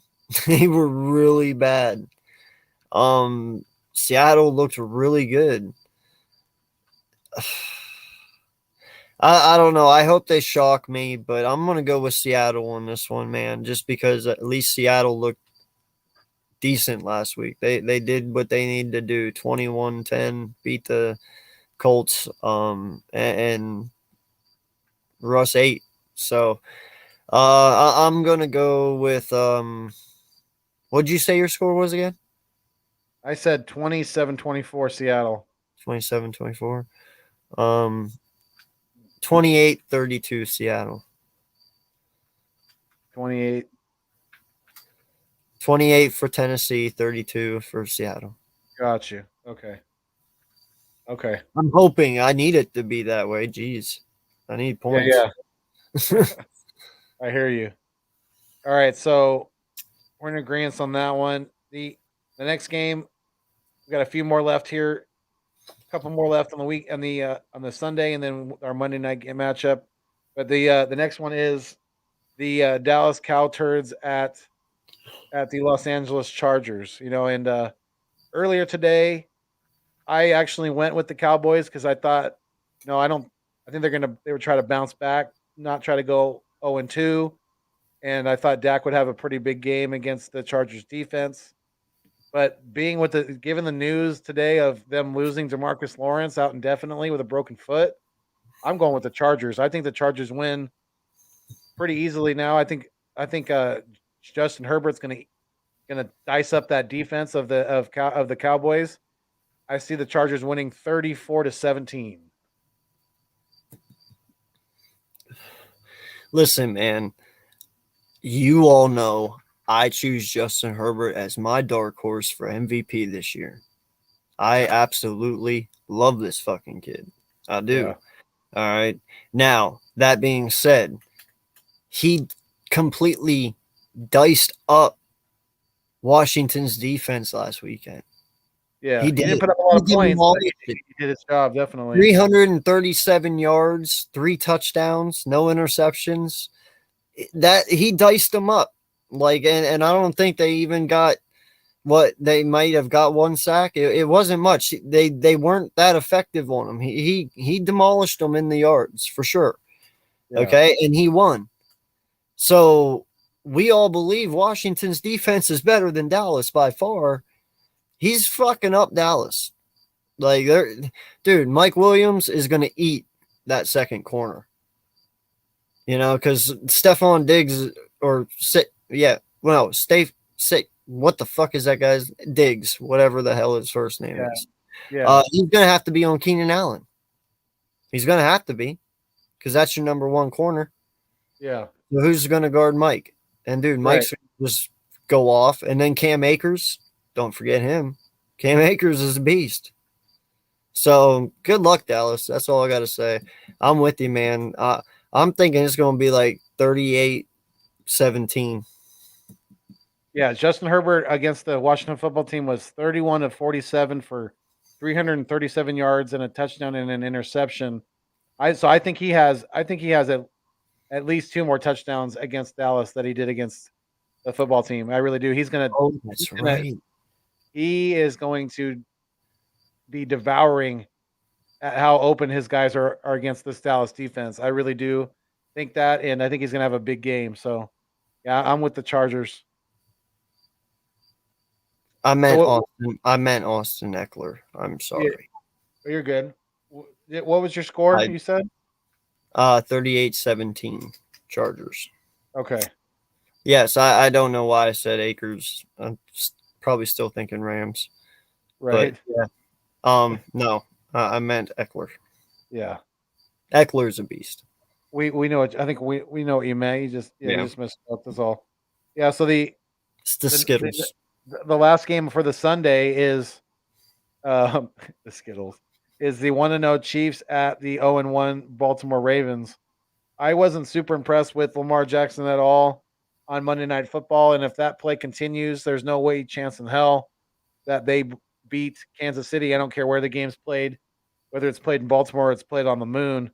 It doesn't really matter because Patrick Mahomes is just on another planet, dude, when it comes to quarterback play. I see Kansas City easily winning this game. I'm going to say it's going to be 30. Let's see. I'm going to say 37-17. They're going to beat them by 20 points. Man, you know something which is really crazy though, man? If there's any game that the Ravens could shock the world, it is this one.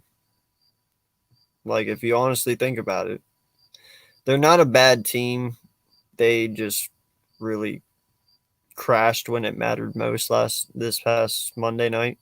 Yeah. You lost to the Raiders. Bravo to you guys, by the way, for pulling that off. That was cool. But yeah, we saw Lamar. He is devastating.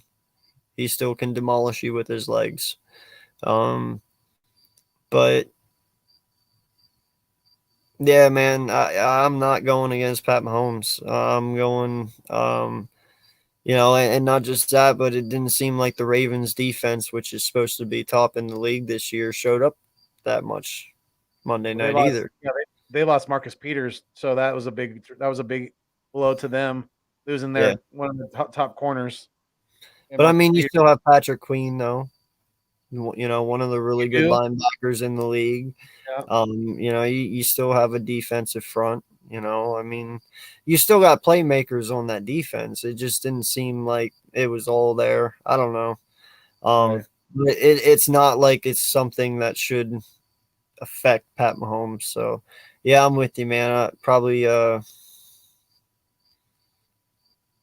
32-21. Okay. Yeah, beat him pretty handily. All right, yeah. So we're still going to score points, but right. I got you. Yeah, it's going to be interesting to see what the Ravens do at with the running back situation, because they've had a lot of injuries with their running backs as well. So that's going to be an issue for them, I'm sure, is getting a running game going and trying to get some pressure off of Lamar Jackson. But yeah, I just think Kansas City is going to be way too much for them. But yeah, so then on the last game of the week, Monday Night Football, you have the 0-1 Detroit Lions at the 0-1 Green Bay Packers. Your thoughts? I'm giving this to Detroit, my guy. I swear to God, I am. Dude, I'm telling you, until proven otherwise, Green Bay looked really fucking bad last weekend. And I'm not playing, I'm not. And, Detroit looked bad, but they at least were functional. Right. I know what you're saying. I'm not laughing at you. I'm laughing at because when I was on earlier with Birdman _951 and West Coast Louie, big Eagles fan. They both picked Lions over the Packers as well. I was the only one that picked the Packers. So dude, they looked really fucking bad. Dude, they looked really fucking bad. I mean, they did. And you can't sit there and say that last week that, they just played a better team. I mean, like you said, that was the worst you've ever seen Aaron Rodgers or a Green Bay team at all play that bad. So I just don't see that happening twice. And I think they would have to play that bad pretty much for the Lions to beat them. I mean, maybe not quite as bad because they played like absolute dog shit against New Orleans. Bro, it was the fact that Rodgers looked like he just didn't care. And if you have an Aaron Rodgers that doesn't care, you're in trouble. Like, true, that's true. But you see him just basically just kind of tanking this season. Then I just think he's playing just to play because he knows this is his last year here. Like, he knows he can leave after this year. The Lions are going to. They're going to go to Green Bay and beat the Packers. What's the score going to be? What do you think? What's your score prediction? I want to hear this. 23-20. They win by a field goal. Okay. So probably a late field goal. I do. Maybe don't give Aaron Rodgers any time on the clock. Wait till there's like 5 seconds left. Yeah. Take a field goal. I don't see the fight in Green Bay, my guy. I don't. I'm sorry. I mean, I can see where you're coming from. Definitely. I think LaFleur is going to get them. He's going to wake them up enough they're not going to lose to the Lions at home on Monday Night Football. I mean, that would be an absolute disastrous embarrassment of a beginning to the season for the Green Bay Packers. And I don't know. I just don't see that happening. It may be somewhat closer than people think. I think the Packers win 24-16. Okay, so can I ask you a question? Yeah. If Green Bay loses this game, what happens? Ooh, Does anything? I don't know. Probably not. Probably, to be honest with you, probably not. I mean, they probably just they probably go they probably just ride with it, and if they only win 4 or 5 games this year, they'll take it and they'll ride with the draft pick next year. You know, they'll probably trade Aaron, or is he going to be a free agent? I forgot. I think he's a free agent after this year. Okay, so he walks. They stay with Jordan Love, and they probably draft another running back or a receiver to complement him on offense. Do Maybe an you offensive lineman. trade Rodgers before the trade deadline if your season is that bad? If I'm Like, Green Bay, say there were 1 win or 2 wins by that if time. I'm Green Bay, that deal is going to have to be pretty damn lucrative on my end.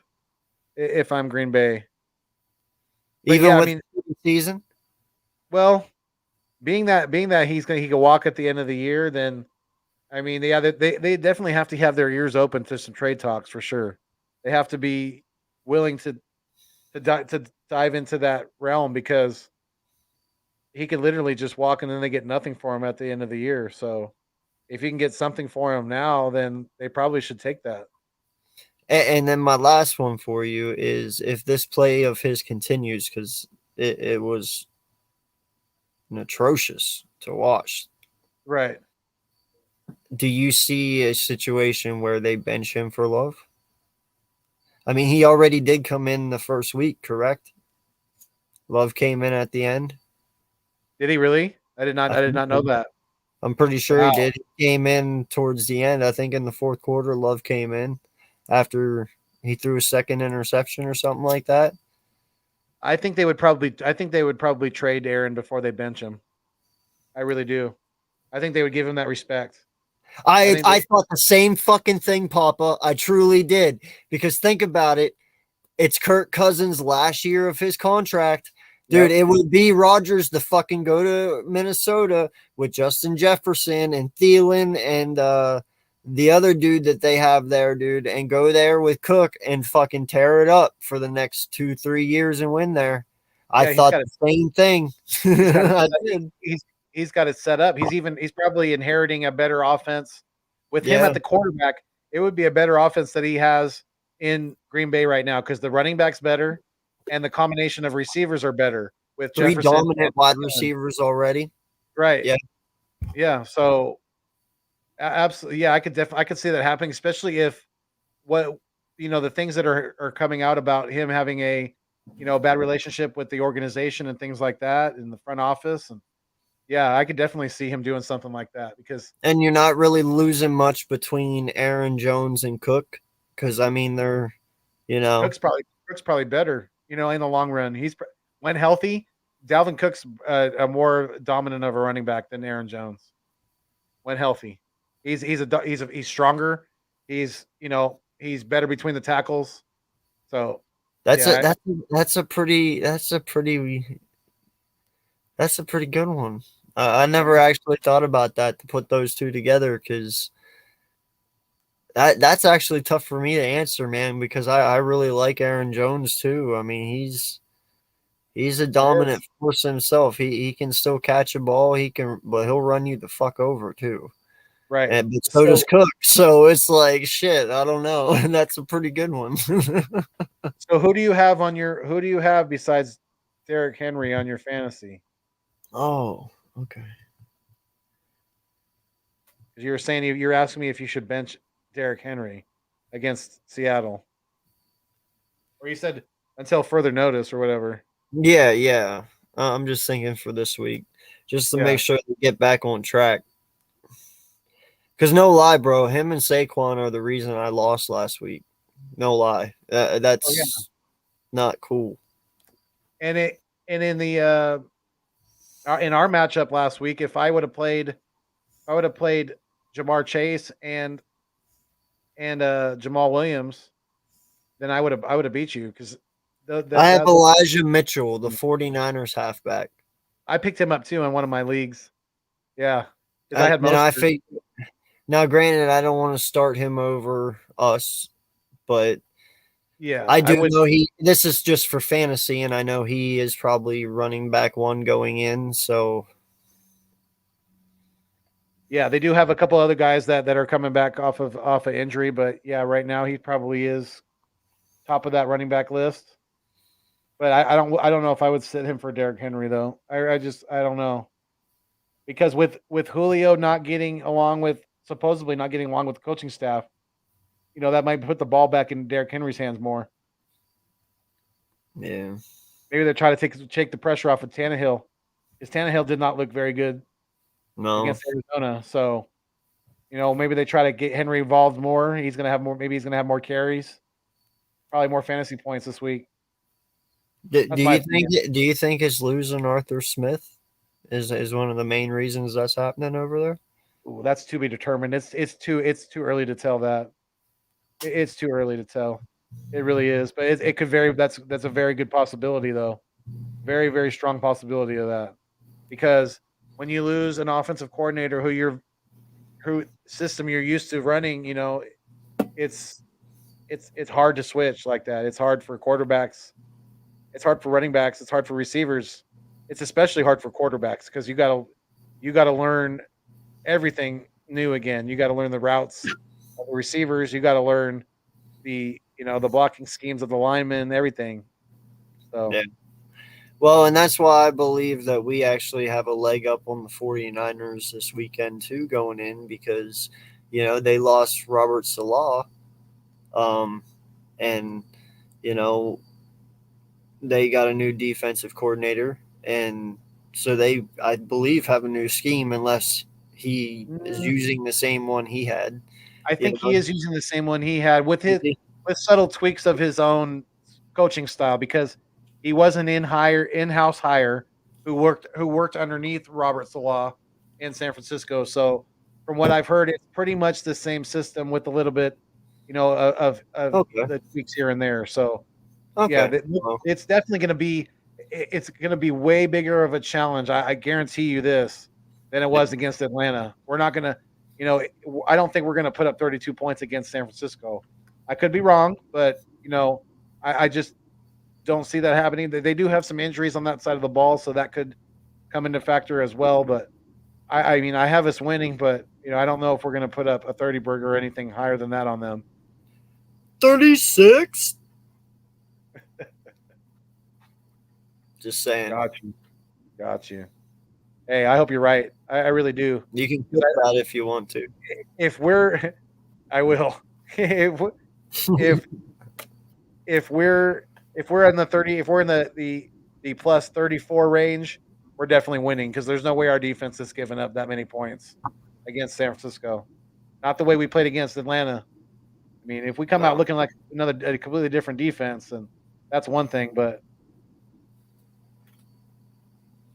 yeah, D'Amico Ryans is the 49ers defensive coach. Yeah,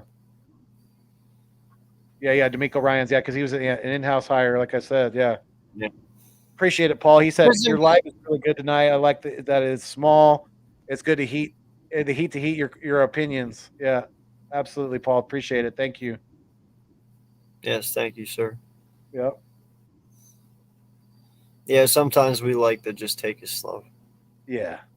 Richie MC said, if the Giants keep losing, I think Saquon Barkley will somehow be going to Tampa Bay or the LA Rams. Oh, God, that would be scary. If Saquon's healthy with those offenses, Jesus. Prime time. I'll take him here, though. What's going on, my dude?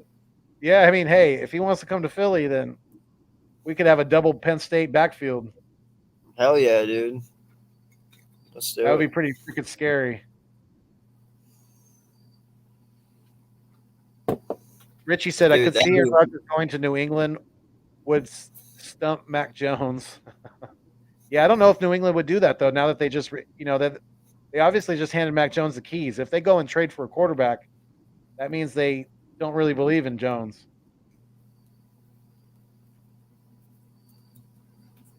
Yeah, so we'll see. No, I think Cam's going to Washington, honestly. Only time will tell. Yeah. Well, they've come out and said that they're not going after any quarterback outside of the organization right now. And I agree with you. We'll see if they hold to that. Because if Taylor Heineke stinks up the bed, they don't have much in house after that. I'd be really surprised if they didn't go outside of and get a veteran quarterback somewhere. Papasaur said, also, AK, whenever check ESPN, I proposed a trade. I lost my matchup last week by 2 points, and I am a little pissed, so I'm going to be aggressive. Hey, go get it, Papa. Do your thing. He said, literally, my Never bench listen to them. way better than my starters, and I thought I had them starting. LOL. I'm pissed. Damn, that sucks. Sorry to hear that, Papa. Definitely. But you're going down this week. Florida Rednecks going down. Definitely. I know. I got Jordy. Yeah, so it's fun. Definitely having these fantasy leagues with you guys. Definitely. But yeah, we've almost been on for 2 hours now. So I think we'll probably wrap this thing up pretty soon. Do you have any anything else you want to talk about tonight? No, man. I feel real comfortable going in the week too. That whenever I woke up Monday morning and we were 1-0 and everyone else was 0-1, that was a great feeling. Being top of the NFC East week 1. And it's only about adding a game on each and every week from here on out. And, it is a good feeling to be there, and I believe we're going to be there by the end of this weekend as well. And, the sky's the limit for this team, man. Like I told you from the get, belief goes a long way. And we obviously see all these guys believe in one another, each and every one of them. Yeah. And when you believe in one another, man, miracles happen. So I can't wait for this. I believe they're going to shock a lot of people all year long. So I just can't wait to see it, man. Yeah, I agree. Definitely. Jeff Murphy said, good conversation. New to both of you relatively. Just added Uncensored. Are you both West Coast? No, I am. I'm always holding it down out here in California for Eagles Nation, for Fuego Nation, for all my Philbillies out there. And but AK is in Pennsylvania, right? My guy, you're what's the name of the area you live in? Carlisle. That's right. I always forget the name of that. Yeah. Right Carlisle, next to Harrisburg. Got you. Yep. So yeah, he's about an hour out of Philly.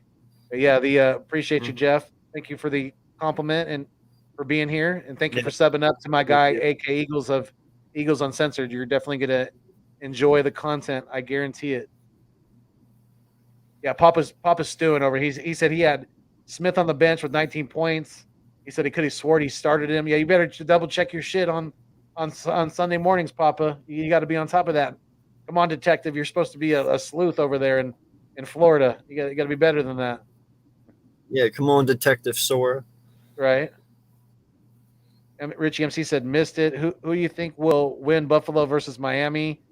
I picked Buffalo. And I think AK picked Miami, right? Yeah. Pretty sure. Yep. Yeah. Yeah, so we were split on that one. Yeah, I said Miami will win. I don't remember my score prediction. 24-27, I think. That sounds right. I'd have to go back and watch it, but yeah, we'll definitely check that. But yeah, you have a good night. Paul L _44. He said, have a good night. You do as well, sir. Appreciate you being here. And Richie MC said, okay, I will go back later. All right. Jeff Murphy said, Smith is the real deal. Agree? Yes, absolutely. It's no coincidence that he caught the touchdown in the same spot pretty much in the end zone where he caught a touchdown in the national championship game. It's just really not. It's meant to be. It's lining up perfectly with. He got the quarterback that he wanted. I mean, he's dancing in the locker room with his boys after the W in Atlanta. So hell yeah, he's the real deal. Have you seen his route running? You're about to see how real he is. He's going to break some of the 49ers defensive backs' ankles this weekend. That's for sure. They better get a lot of tape out there because they're going to need it. They're going to need to be taping up those guys' ankles over and over again. Guaranteed. Devontae Smith gets 120 yards this week. Ooh. Hey, he's been my pick since training camp to win the offensive rookie of the year. So I hope you're right, because that just continues him on the path to that, definitely. But yeah, I mean, great stream tonight, you guys. Thank you guys so much for being here. Like I always say, continue to support the channel. Thank you so much. We both appreciate you guys so much. Make sure you hit that thumbs up on both channels, because we are live not only on the Nest out west, out here in Cali, but we are live also on AK Eagles channel, Eagles Uncensored podcast out there in Philly, an hour outside of Philly and Carlisle, holding it down in Pennsylvania for us, definitely as well. We love and appreciate each and every one of you guys. Like I always say, you guys are the food and the water to the channel. Without you, does not continue to survive. So if you're feeling the vibe, please make sure to like, share, comment, and subscribe to keep our dreams alive. Let's go, you guys. Love and appreciate each and every one of you. Until next time, we fly until we die. Stay mean, stay green. Thanks for viewing me on your screen. But most importantly, keep it fuego. Peace, y'all. Wagyu.